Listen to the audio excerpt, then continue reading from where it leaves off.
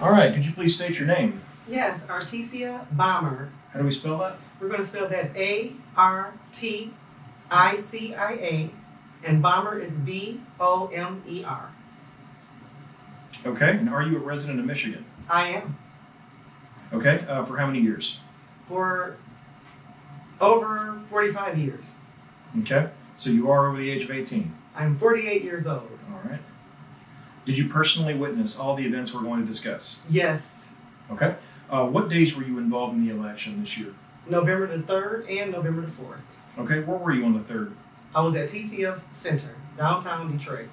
Okay, and what time were you there at first? I arrived there between 9 and 9:30 p.m. Okay. And how long did you stay?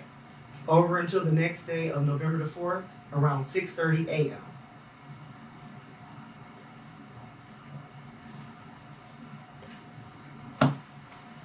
Okay, was that the only time you were there? Was that one stint? They would not let me in the second time to come back. Gotcha. Okay, so what was your role when you were there? Poll challenger. Okay, were you trained? Yes, I was. Okay, who were you representing as a poll challenger? Well, I was a U.S. Taxpayer Party, but I was under the Michigan GOP training. U.S. Taxpayers, the organization? U.S. Taxpayers Party of Michigan. It's a party. I was a candidate. Okay.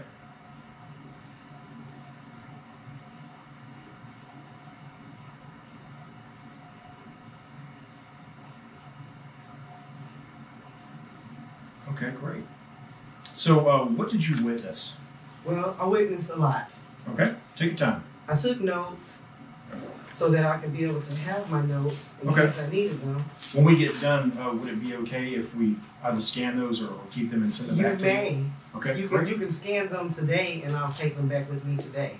Okay, fair enough. Okay. So around 9:30, between 9:30 and 10, we were at room 260 upstairs in TCF building, where we all had to gather to get instructions to cover our shirts in case we had shirts on that had Donald Trump or anything that showed a party. Right. We were forced to cover our shirts with black T-shirts that they bought lots of packages of sitting on the counter. Okay. I refused to put the T-shirt on because I told them I would just cover it up with my jacket, which I did. I had Donald Trump buttons, I had John James T-shirts, so I covered them up. I zipped my jacket up and covered it up. When we got downstairs to a room, I don't know the room number, but we were all directed to go downstairs to the first floor and into a big room, a real huge room, where there were news reporters, all cameras, just action. There was a bit of a line. We were in the line waiting to get our tables. Okay.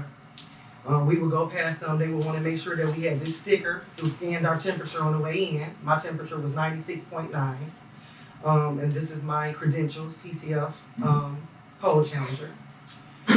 As well, I was also a poll challenger in the daytime of November the 3rd as well. I went around to various precincts and I saw things there too that was fraud.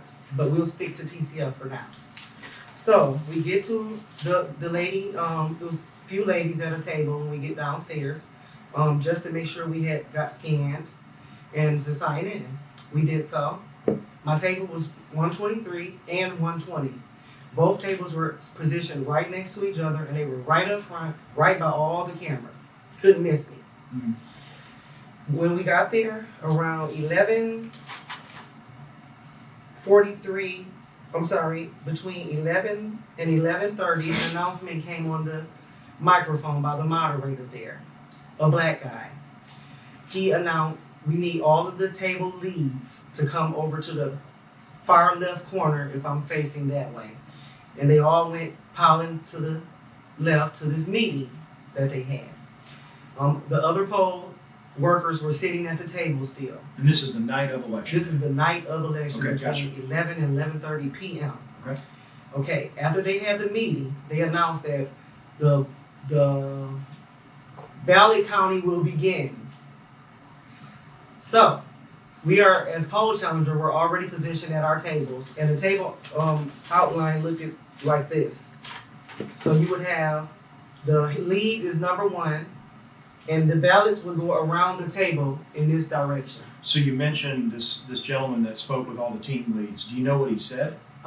We couldn't hear him. He had a secret meeting with them over into a corner. Okay. He had several secret meetings with them. He called them more than twice to the corner, during counting, before counting, and after counting.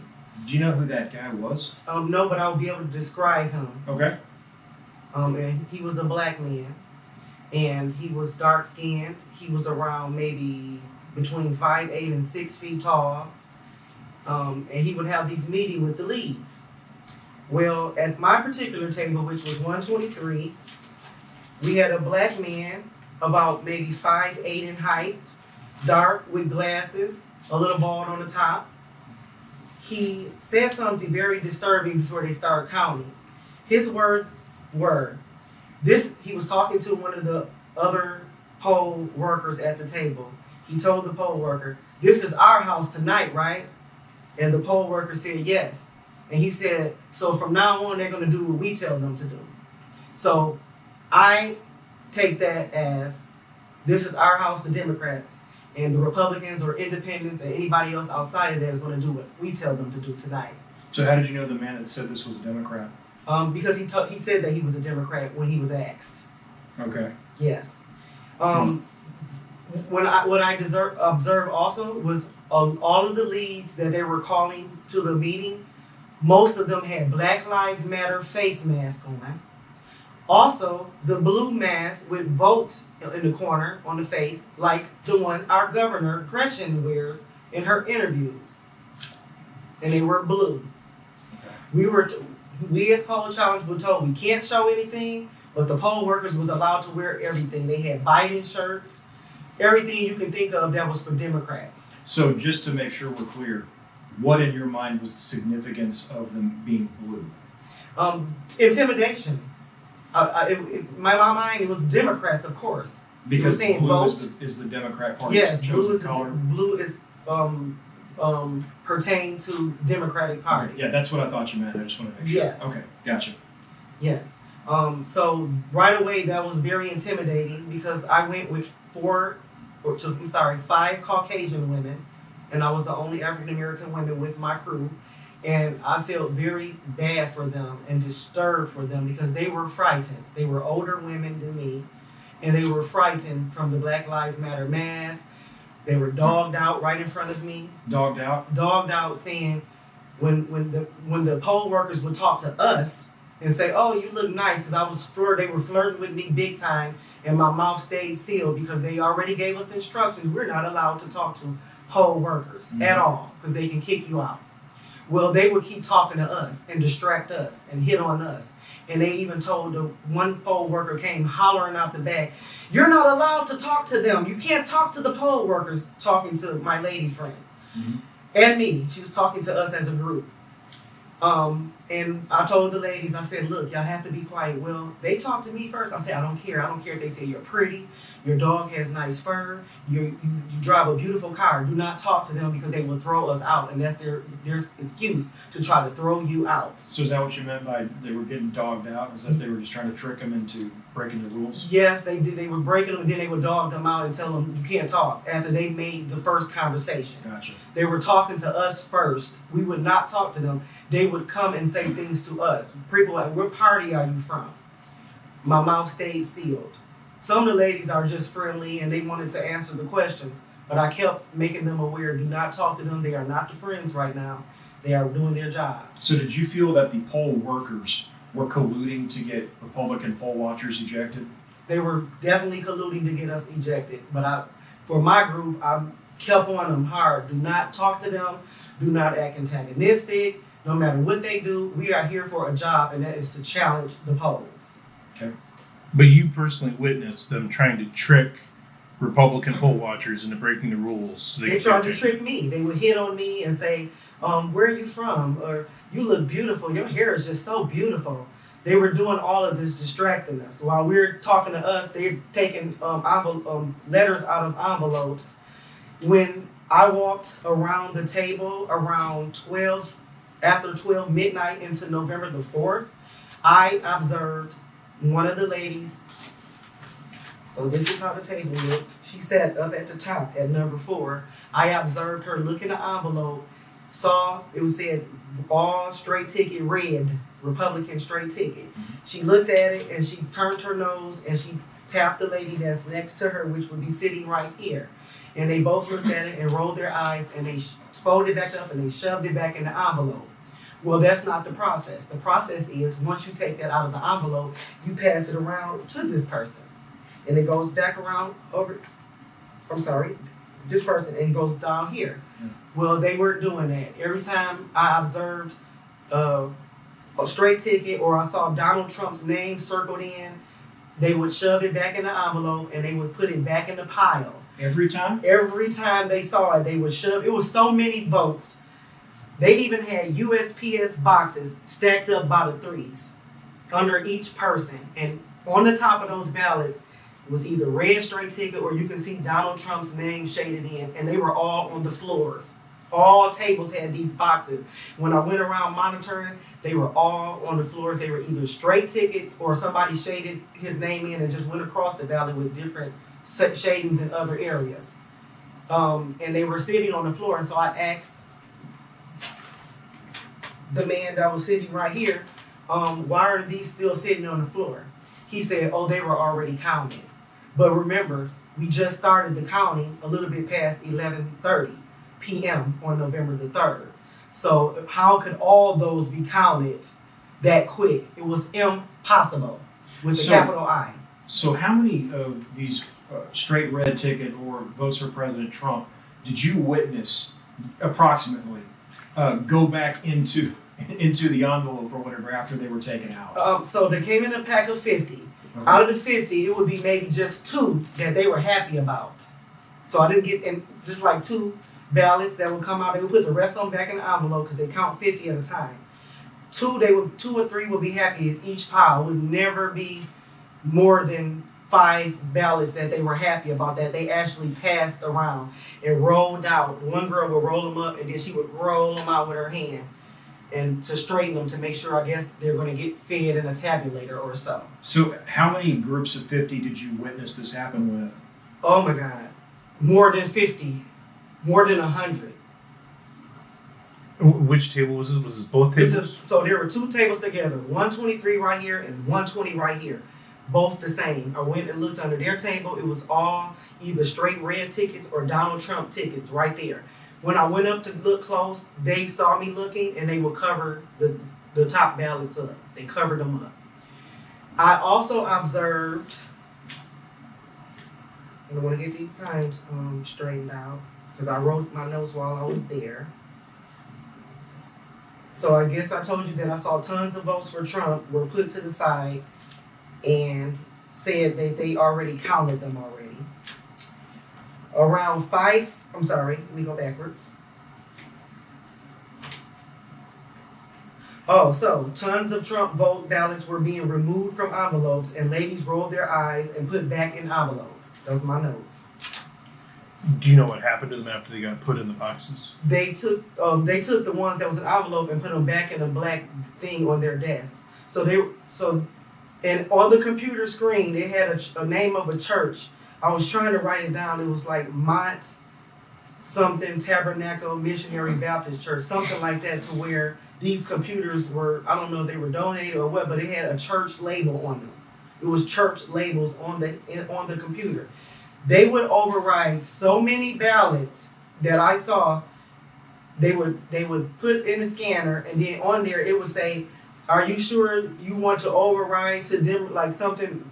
In other words, it's a Republican ballot, but they went in and overrid the system, and they would take the mouse and click yes, and a green check mark would come in and says processed or some. But this was after they kept overriding each and every last ballot that they put into their scanner that was on their table. They would override them. Not one time did I see one go through and it was just went through. They were overriding ballots. What do you mean by overriding? They would click in the system. So if my vote is for a Democrat, you can override it to Republican. If it's a Republican, you can override it to Democrat. It specifically says, do you want to override it? And they were overriding them. I couldn't believe that the access that they was allowed to do in such a national election. It was shocking. So did you try to challenge any of these poll workers or challenge this process in any way? It's kind of a tricky situation because it sounds like what you're telling me is that there were a lot of Republican votes or Trump votes that potentially were not being counted At all. That seemed to be what you were implying by saying the process was not being followed. Am I correct? Yes. So there's not a vote to challenge there. How do you challenge the lack of a vote is my question. So I would, because we couldn't talk to them, when I saw it happening, I would go, because as soon as I would say something to them, I can get thrown out. I did not want to get thrown out. This was a serious case, a serious matter. I could have been at home or at a victory party celebrating. I was on the ballot. I could have been at home celebrating. I wasn't looking for my name in the pile. I was looking on the injustice that they were doing to see if these are red tickets or blue tickets. Did you raise the issue with any of the supervisors or team leads? Yes, we did. We raised them with attorneys that were on the floor. There were attorneys on the floor for the poll challengers. Do you know which attorney? It was a white man. He had gray hair. It was a white man. He was skinny. He had a big blue jacket on. He was very thorough. He had a whole book, clipboard, taking notes, telling us that he's taking it down for us and everything. We even had a ballot counter, person impersonate a poll challenger. She came up to me after she saw me following a man. So one of the ballots I saw, a few of them, but this particular ballot had cursive written on the ballot. Right up under the strip that you tear, the barcode, they had cursive handwriting written on the ballot in three sentences, sentences. He was reading it, and it didn't even have a number on the barcode. So let me tell you that too. A lot of the ballots that they were putting through, and it didn't even have digits at the top. No digits at all. So I followed this man with the one with the cursive writing. He walked, so the table's here, he walked to the right side over to another person's table, to a lady, a black lady, and she was looking at it and reading, and she was looking above, and she was looking back. Oh, you're too close. She was telling me I'm too close, and I know I was 6 feet or more back. That was why it's so hard to read, because you can't read this from over there, and that's how far I was standing away. But I saw her take the ballot and fold it and was about to attempt to put it down. I said, that's all I could say, because I couldn't talk to them. I was like, and I had my mask on too. And she would look back and roll her eyes at me, and she would give it back to him. Well, while she was going that way, I was following him, but I noticed a tall white man was at the tabulators. The actual tabulators were sitting in a middle aisle. He was at the tabulator, and this caught my eye, then following the man, which I did follow him for some time, and I told one of my lady friends to go follow him. So that would be Linda Sawyer. She followed him. When I saw the tabulator, the man was spraying this chemical all up in there, just spraying. We don't know what it was. It had a long straw on it, like WD-40 stuff you would spray that puts the stem on it. He was just spraying all in the tabulator. He was spraying on the screen? Spraying inside of you lift the roller up where you feed the ballots through. It was open, and he was spraying stuff all up in there. Then he peeled off, he looked up in the part where you read, where the ballot reads. So the ballot numbers are usually right here, the barcodes, and you put it in like this. Well, in that part of the machine, he went in there, and I saw him dig out and pull off white. It looked like correction tape. Well, it was correction tape, because not only I witnessed him walking around with this correction tape, but a lot of other people did as well, and they took notes. So can you explain the significance of that? What happens if somebody has correction tape on a ballot and then he goes and removes it? What do you think's going on there? Well, actually, it wasn't on the ballot. It was inside of the tabulator. So that means if you put the ballot through, it won't read anything, and you can override and push yes, I'm overriding. So this is just like a strip of paper you can use to mess with the machine? It was a whole strip of white correction tape that I saw him place back in that same area after he peeled it out, because the ballots were getting jammed. The ballots that he had in his hands had 50 stack of them, and they had no numbers at the top. So how would I'm curious about how a tabulating machine would even read that ballot if there's no numbers on it. Well, I would assume that it doesn't read it, and that you can go in the system and, like I said, put down this is a blue ticket or this is a red ticket, or this is an independent ticket. And it was a pile of 50, and the man put them in, and I would count them as they go in. Shoom. So I count 1, 2. I would do like this: 3, 4, 5. I would keep counting. It would be 27 that would go through, and the rest would get stuck. Guess what he would do? Continue to put those same 27 in instead of putting those 27 to the side that was red already, and put the remaining ones in that would equal up to 50. He did not do that. Instead, he put that same amount in over 10 times. He put the same ballots in 10 times. Over 10 times. So the machine doesn't have a way to know whether the same ballot or barcode or number or whatever's already been put in? How? You covered the sensor. You covered the reader. The reader was covered for a fact because he even peeled it off. Because after so long. I see. Okay, so the correction tape you're talking about Yes. was over a scanner. Like, kind of like when you go to the store or something. Yes. And you scan your groceries in the barcode. Yes. He was covering that up. Yes. He was also peeled the whiting off because after so many ballots go through, it's going to get crumbled up. It's only it's sticky. It's tape. Okay. It's correction tape. So he would peel that off, like scratch it on and off, and peel it. It would be wrinkled up. And he would do like this to it, and then he would take another piece of the white tape, look around, and slide it on in there, right under that reader, and put the same exact balance in again. And you saw him do this? I saw him do this. Do you know his name? I do not know the man's name. They was not showing identification. They had their badges turned to the other side, which is the opposite way where they're supposed to show. So correction tape man, can you describe him to us? He was tall, white, and his hair looked a little bit like yours, a little gray, a little dark. And he was supposed to be, he looked like he was the maintenance of the tabulators. And how tall do you think he was? So I am 5'8.5". He looked like he was maybe about just a little bit taller than me. He was a slim guy. How tall are you? About 5'7". He's taller than him. Okay, how tall are you? 5'9". He's a little bit taller than him. Okay. Maybe or his height. About 6'2". You're about a little bit shorter than you. Might come up to the bottom of your eyes. He's about 6 feet. Okay. And he was slim. Age? So His age, approximately? I'm 48 and I look young, so I couldn't tell you. He could have been, I would say, between 40s and 50s, or maybe 60s. Just look, whatever. But You said pretty skinny. he was slim. He wasn't skinny, but he was slim. He wasn't big. He wasn't, he was slim. What was he wearing? He had a jacket on, and if I'm not mistaken, he might have even had a cap on. But he was the one over there spraying it down. I'm talking about spraying all up in there. And I saw a stack of, well, not a stack of, but the front page of said Republican Party, and they did not put those through. They left those to the side. Did he have the correction tape with him the whole time? He walked around. Other witnesses observed him walking around with correction tape. And it makes sense now because I actually saw him putting it in there. And you said your friend Linda Sawyer saw him. Linda Sawyer, And do you know their Cheryl names? Constantina. You're going to get some witnesses that we have not even talked to each other yet. Yeah. They can't believe like all these people have the same allegations. All of us cannot be not telling the truth. You said Cheryl Constantina. Cheryl Constantina, Linda Sawyer, 3 other ladies was with us.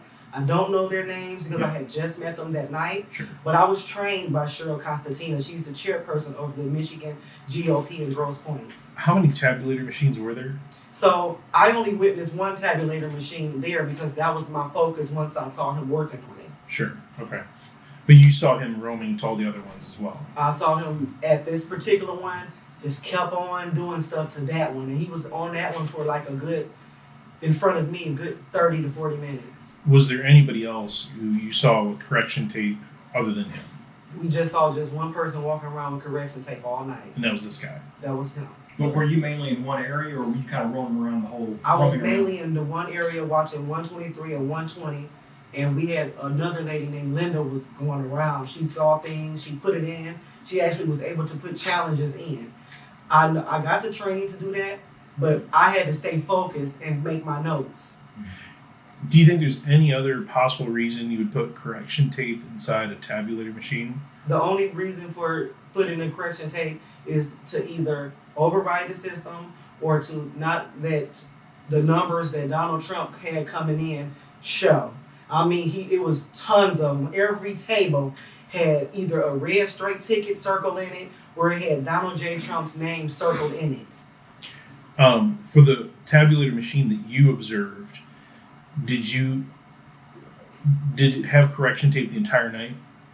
Well, I can't tell you what was in there for the entire night. Well, the times that you Yeah, when I was there, it was already some in there, and I saw him peel it out, and then I saw him place it back in there. I'm thinking it's part of the machine because the part in there is white in the machine. Before, when you described it, you said he looked around. Yes, he would look around, and he What did you interpret that look around to mean? to find out and see if anybody's watching him. And when he turned around and looked around, I would play it off and look around myself. News cameras were there. It was bright lights. One particular news camera looked very angry at me that I was doing my job. He had the light shining bright on me, and I tried to turn this way, and he would follow me with the light would follow the side of my peripheral vision. Mm-hmm. So he was following me, and he was looking very evil in the face at me. I can't assume anything, but in my opinion, he was mad, and he was part of the process of the fraud, and he was mad that I was taking concern in the actions of the fraud. So, do you know what channel he was with? I don't. Okay. But I can tell you that I know the channels were there. I seen WDET van there. On news radio, I seen WDIV. I saw Fox 2 News. I saw WXYZ. And a host of other news radio channel trucks outside. And there was a lot of like police officers surrounding the building, and they were padlocked. All the doors except for one main door. So for correction tape guys, to come back to that, Yes. did anybody call him over, or did he go by himself? Well, I didn't know that part because he was already at the machine while I was observing the guy with the ballot that had handwriting on him. So for about 10 piles, it would be 51 ballots in there, and then it would be a ballot with cursive handwriting on each one. So out of 10 piles of 50, there was cursive writing in the corners as if these ballots were already there, and this is part of the fraud. And even This though is my assumption. you couldn't read the cursive, but was could you tell from 6 feet away whether it was the same handwriting? Same handwriting. Of the cursive. All across the board. It was the same. It was in the same spot, and it was 3 lines worth of cursive. Was it So, in pencil or pen? It looked like it was in either pencil or light black ink pen. Okay, great. And then the ballots on the floor that the people at the table did not count, you didn't see what ended up with those ballots. They told me that those ballots were already counted, but they were sitting there when we arrived in there to do the poll challenging before they even made an announcement to start. And every time, like these people were super excited to poll. People were super excited, and every time he would make an announcement, how we doing out there? They was like, woo! And who would do that if you got thousands of Trump votes? So they were like, woo! We're doing a great job at fraud. So, did you perceive that the people who were cheering were favoring the Democrats? Favoring the Democrats, absolutely. Even the Black Lives Matter mask people was, woo! The people that wore the Gretchen Whitmer mask, woo! They were super excited. And we wonder, how is somebody super excited? Oh, let me tell you another thing they got super excited And about. these are the people who are counting the votes. These are the people that sat at the tables. Paid election workers. Paid election workers at $600 a pop and more. Yeah. And guess what? You would think they're tired. Oh no. They made an announcement before they asked us to watch the ballot. You can take out your cell phones and you can use them. Just don't do any recording or take pictures. Everybody was clapping, woo! And that is totally against the rules. You are not supposed to have your cell phone out. What did you think they allowed them to do that for? Probably to just make them feel happy that they're stuck there, and maybe they can play a game while they sit there, because some of them were getting bored, some of them were getting tired. You can see their face. But every time they would say, how we doing out there? They was like, woo! Like, we doing the fraud. We got these. We got this. And I'm telling you, it was no other feeling in me but that feeling. Okay. And also, one of the guys there, because I wanted to make sure I read these notes. So, around, like I said, 4:03, they made the announcement. 50 boxes just came in. Woo!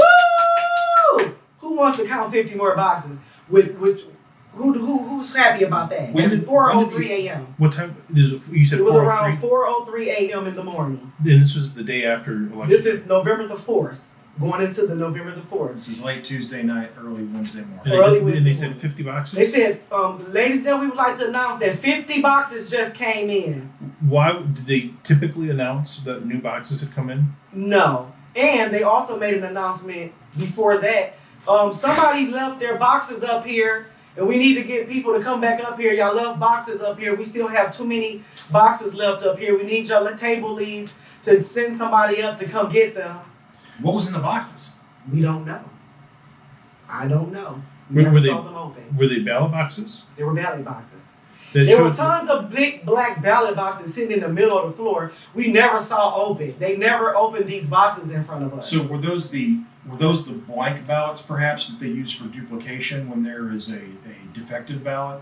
No, these are supposed to be ballots that were signed, checked off, Or or whoever they completed voted ballots. for. Completed ballots. Did you see who put those boxes there at 403? No, those boxes were sitting in there when we arrived. A whole slew of them in a row, sitting down the line. So you left before that? Left before who? Yeah. So they were there at 403. They were there at 11:30 on November the 3rd, on election night. All No, of them sat in the The, middle. the 50 boxes? Not the 50 boxes that came in at 403. These were boxes already in the aisleway. Right. So the 50 boxes from 403. So 403. You didn't see who We brought never even saw them. them. Who would have seen them? We don't know because we never saw them. And then at around 5:15 a.m., they announced, "Well, thank you, everybody. All of the boxes have been counted." Where were the 50 boxes? Say it again. Where in where at TCF did you see the 50 boxes? We did not see the 50 boxes at all. Oh, okay. I did not see it. And I'm sorry to say we. Yeah. Me personally did not see any 50 boxes at all. They just announced it. They just announced it, and within an hour, they said, "Well, thank you, you guys. You checked all of the boxes, and they're all checked, and you can start cleaning off your tables." And woo! They were so happy. So I'm sorry. What time did they say that again? That they had all been counted? About around between 5 and 5:15 a.m. Okay. Do you think you could count that many boxes in that You amount of time? cannot count even one box that fast because it's a process. You would have to give them the ballots. You would have to give them 50 apiece.